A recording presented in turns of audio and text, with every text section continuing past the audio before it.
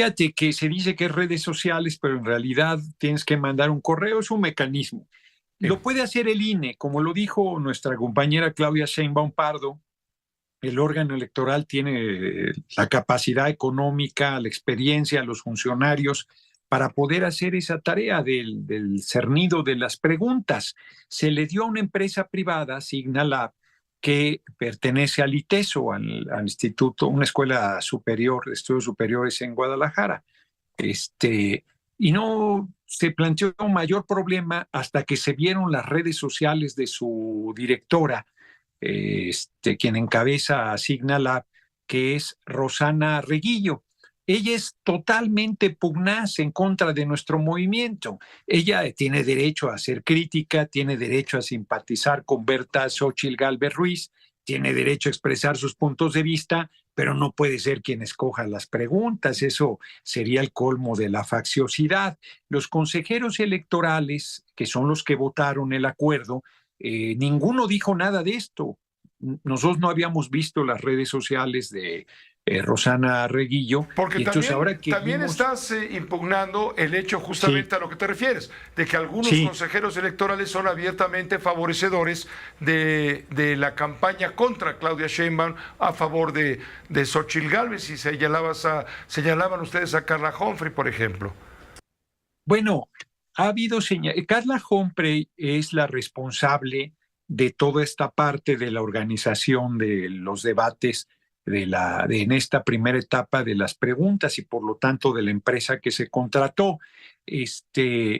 Yo no sé si ella había visto el perfil de Rosana Reguillo, pero no estoy señalando ninguna facciosidad en este momento de ningún consejero del INE. Lo que yo digo es que a la hora de la votación fue unánime, ninguno votó en contra, pero nadie además planteó que hubiera este problema. Quizás no lo sabían. Ahora que ya lo saben, yo creo que el próximo jueves pues pueden modificar la decisión. Les vamos a pedir formalmente que lo hagan. Hay un recurso ya interpuesto que el Tribunal Electoral puede resolver en última instancia, pero podríamos no tener que esperar a esa resolución. Aclaro, pase lo que pase, nuestra compañera Claudia Sheinbaum Pardo va a participar en el debate y lo va a ganar, pero no es correcto que permitamos que una persona que está claramente en contra de nuestro movimiento pues sea la que determine de forma discrecional las preguntas. Eso no es correcto. Así como le reclamamos a Lorenzo Córdoba, yo le decía que no era un árbitro vendido, que era un jugador del otro equipo, y ya quedó claro, ahora el 18 va a ser el orador único en defensa de la democracia. Son los hipócritas. Ahí anda el comandante Borolas, alias Felipe el Sagrado Corazón de Jesús Calderón Hinojosa, haciéndole propaganda al evento. Ya Xóchitl Gálvez dijo que se lo encontró y le pidió una foto, que ella no tiene nada que ver con ese oscuro personaje de la política nacional.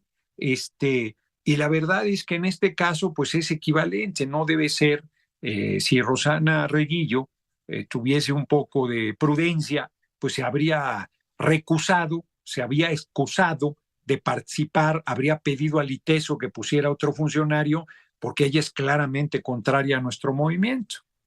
Pues tal como lo comentaste, Pepe, para modificar las facultades de la Suprema Corte de Justicia de la Nación en temas de acciones de inconstitucionalidad y controversias constitucionales, pues estrictamente hablando se requiere una reforma a la Constitución, y lo que hace Morena de manera tramposa es que busca meter una iniciativa a una ley reglamentaria, a leyes secundarias, y la pretenden ingresar en mi comisión, en la comisión que yo presido, que es la Comisión de Justicia, burlando la ley.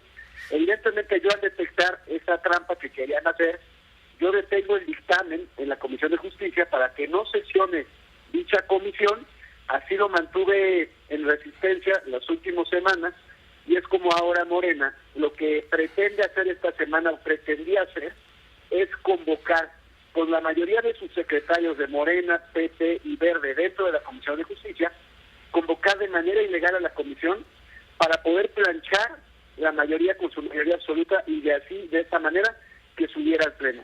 Es decir, no es necesario, diputado, no es necesario, ya quedó claro, pero lo quiero reiterar, no es necesario cambiar la Constitución, basta con cambiar esta ley secundaria para que por mayoría absoluta se logre la intención que tiene Morena de que sean 4 los ministros de la Corte quienes opinen, por ejemplo, sobre la legalidad de una reforma constitucional.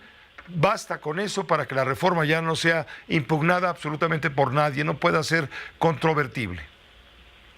Sí, a ver, lo que precisamente por qué no se decidió, porque yo en lo particular como presidente de la comisión decidí que esa iniciativa no debía subir, pues porque es flagrantemente inconstitucional, porque merma en las facultades de la Constitución. De hecho, de fondo es inconstitucional y es por eso que decidimos no procesarla, porque como bien comentas, da un golpe tremendo a la Corte para poder detener actos autoritarios, para detener leyes inconstitucionales. Ese justamente fue el espíritu de por qué decidimos detener esta iniciativa en la Comisión de Justicia. Y tan se nos dio la razón que nuestros argumentos eran válidos de por qué no se debía de procesar esta iniciativa, donde Morena pretendía hacer uso de su mayoría absoluta, es que hoy logramos finalmente, en acompañamiento con los coordinadores parlamentarios y también la sociedad civil, que levanté la voz, es que se detiene esta convocatoria ilegal que pretendía hacer Morena y se decide en todo caso esta propuesta nociva que están haciendo, mandarla a discusión junto con todo el paquete de reformas constitucionales que presenta el presidente, porque si Morena lo que quiere es acotar el margen de la Corte para poder defenderse o para poder defender este país de actos autoritarios o de leyes inconstitucionales, en todo caso tiene que modificar la Constitución. No puede ser por una vía legal, por una reforma secundaria. Es por eso que en lo particular en la Comisión de Justicia cerramos la puerta a esta iniciativa y es por eso que de manera ilegal me pretendían convocar a la comisión. Y lo digo con toda claridad, esta postura institucional que asumí fue en defensa de la democracia, de la separación de poderes y de nuestro sistema democrático, y es por eso que como dique de contención usamos todos los instrumentos posibles para que una vez más no se logre que con una mayoría absoluta entre Morena, PT y Verde pasen sobre todas las instituciones y sobre la legalidad. A ver, ahí diputado, dice el diputado federal de Morena, Juan Ramiro Robledo, él fue el que presentó la iniciativa, ya sabemos de dónde viene, dice que era o es para reforzar a la Suprema Corte. Es lo que él argumenta, para reforzar a la Suprema Corte, es lo que maneja. ¿Cómo lograron usted? Bueno, primero una respuesta a esta pregunta, sí, a esta inquietud. No, evidentemente van a manejar siempre una discursiva totalmente distinta al objetivo final que se tiene. No la refuerza, la debilita, porque como lo comentabas muy bien, Pepe, hoy por hoy, aunque para que una reforma de ley se declare inconstitucional y inválida se ocupan 8 votos de la Corte, pero si alcanzan mayoría, es decir, 6, se declara la invalidez en los casos concretos, es decir, aunque no se alcancen los 8 votos, pero con 6 votos en la Corte, ya con esa votación, cualquier ciudadano puede ampararse ante un tribunal colegiado, ante un juez de distrito, para ampararse contra una ley que 6 ministros dijeron que es inconstitucional. Es una garantía que nuestra Constitución le da a la gente para poder defenderse contra leyes que contravienen la Constitución. Lo que pide el diputado Robledo es al contrario, sube el número de votos requeridos para declarar la invalidez y la inconstitucionalidad, es decir, habría leyes donde la mayoría de ministros digan que son inconstitucionales y aún así un ciudadano no se podría amparar contra ella. Esa es la gravedad de lo que propone Morena. Tiene razón el diputado Macías, no lo digo yo, lo dice un ministro en retiro como José Ramón Cosío, que no tiene desperdicio su artículo de hoy en El País y va desbrozando para que todos entendamos. Yo lo primero que quiero decir es que no es una cosa entre jueces ni entre políticos, es una cosa que nos afecta, Pepe, a ti y a mí, porque aunque tú y yo no podemos poner acciones de inconstitucionalidad ni controversias constitucionales, sí podemos, si tuviéramos una empresa, por ejemplo, energética, sí podríamos hacer un juicio de amparo y utilizar ese recurso para apelar, ¿sí?, a ciertos derechos de seguir, por ejemplo, produciendo energía eléctrica, y eso se va a acabar si pasan esta ley. El absurdo es tan grande. A ver, el presidente no ceja en su intento de debilitar al Poder Judicial, ¿sí?, de no tener frenos a lo que él y su mayoría quiere hacer. Tú me podrías decir, bueno, pero si la mayoría legislativa decide, sí, bueno, pero la mayoría no puede decidir cualquier cosa, tiene que decidir dentro de la Constitución. Entonces, esta misma ley que introdujeron los de Morena, ya los constitucionalistas están diciendo, oigan, no se puede modificar la ley de la Suprema Corte. Vamos a tomar el ejemplo de la discutidísima reforma energética. Pero lo que quiero es que entienda la gente que nos importa a nosotros como ciudadanos. Ajá. Si afectan nuestros derechos humanos, nos están quitando un medio de defensa. Y ahora sí, Pepe, perdón. Bueno, sí, viene la reforma a la ley eléctrica. Sí. Se dio. Muy bien. Sin embargo, resulta que hubo inconformidades de estas empresas a las que tú te referís. Sí. Recurren al amparo.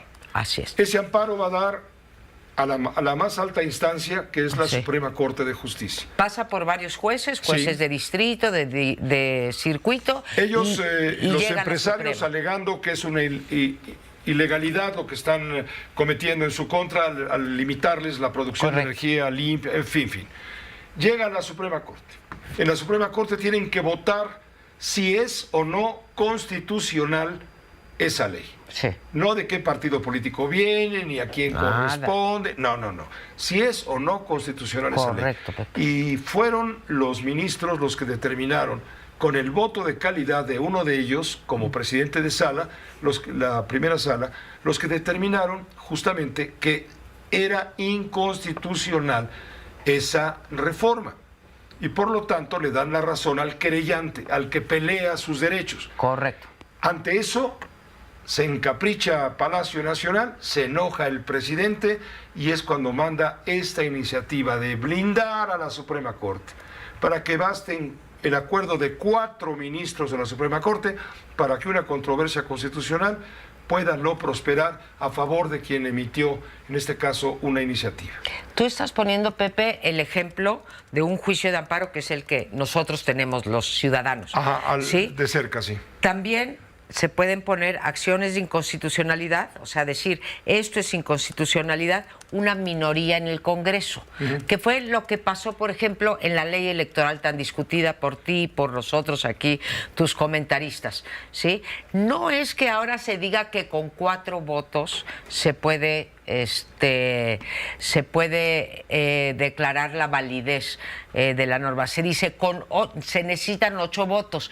Luego entonces solamente 3 ministros, por son 11, una minoría, muy minoría, puede decidir que no le da el 8º voto y por lo tanto una cosa que es inconstitucional o un juicio del señor de la empresa X que tú estás mencionando, dice con solo 3 votos de la minoría, o 4 si quieres para que sean 11, sean mayoría, esos 4 votos, deciden ellos que sí es constitucional. ¿Sí? O sea, deciden que los argumentos vertidos por los otros 7 ministros no valen. Mira, principalmente tenemos que darnos cuenta, de la parte de los montos, estamos hablando de un monto aproximado de 150,000 millones de pesos que se le estarían condonando a Pemex. Y hay que entender de que sí, esto le ayuda mucho, le da justamente un respiro muy importante a la petrolera mexicana, pero que no ha resuelto ningún problema. Gran parte de estos impuestos que debió haber pagado, que debió haber enterado desde el mes de octubre, noviembre y diciembre, simplemente no lo hizo. Y aquí vale la pena mencionarlo, Pepe, es dinero que simplemente ya se esfumó. No es dinero fresco que se le pueda meter al pago de deuda, no va a generar inversión productiva, es simplemente del arrastre de deudas anteriores. Y en ese sentido vale la pena también que la gente lo entienda, es dinero que no llegó a la tesorería de la Federación, tampoco al Fondo Mexicano de Petróleo, y obviamente eso significa menores beneficios sociales a la gente, menos escuelas, menos educación, menos de absolutamente todos, y con especial dedicatoria, menos dinero disponible a la bolsa que va a los estados y municipios. Exactamente, y menos dinero eventualmente para tener opciones económicas, financieras, para, por ejemplo, pagar las pensiones ahora que se reforme, si es que se reforma la Constitución en ese sentido, que ahí sí creo será lo más probable. Vale la pena objetivamente, seguir manteniendo a Petróleos Mexicanos, una empresa, salvo tu mejor opinión, que parece ante la opinión pública estar quebrada? Yo te diría, Pepe, por desgracia, Petróleos Mexicanos ya está quebrada prácticamente desde el año de 2009. Tiene ya contabilidad negativa y sus pasivos son mayores que sus inversiones de capital y obviamente su patrimonio. En ese sentido hay que entender sobre todo esta relación especial de que el único accionista, el único dueño de Petróleos Mexicanos es el Estado mexicano. Y aquí vale la pena sobre todo entender de la situación que da justamente con este decretazo. Tenemos que entender de que quisiera probablemente cualquier empresa o cualquier persona que la Secretaría de Hacienda o el Servicio de Administración Tributaria nos condonaran 4 meses de ISR o de IVA o de alguna otra contribución que tenemos que pagar. Petróleos Mexicanos probablemente a finales de este mes esté entregando sus números finales de 2023 y sabremos el nivel de pérdida. Un nivel de pérdida que va a venir artificialmente bajo debido justamente a que no pagó esta parte de las contribuciones. Y no es poca cosa, estamos hablando de una cuarta parte, una tercera parte de lo que debía haberle contribuido al erario mexicano. Y es importante mencionarlo, ese petróleo, esos hidrocarburos que están en el subsuelo son parte de la riqueza mexicana. Aquí cabe decirlo con toda claridad, Pemex le metió la mano al bolsillo a los mexicanos cuando debió habernos entregado ese dinero con todas las contribuciones que le hemos dado a lo largo de estos años. Gran parte.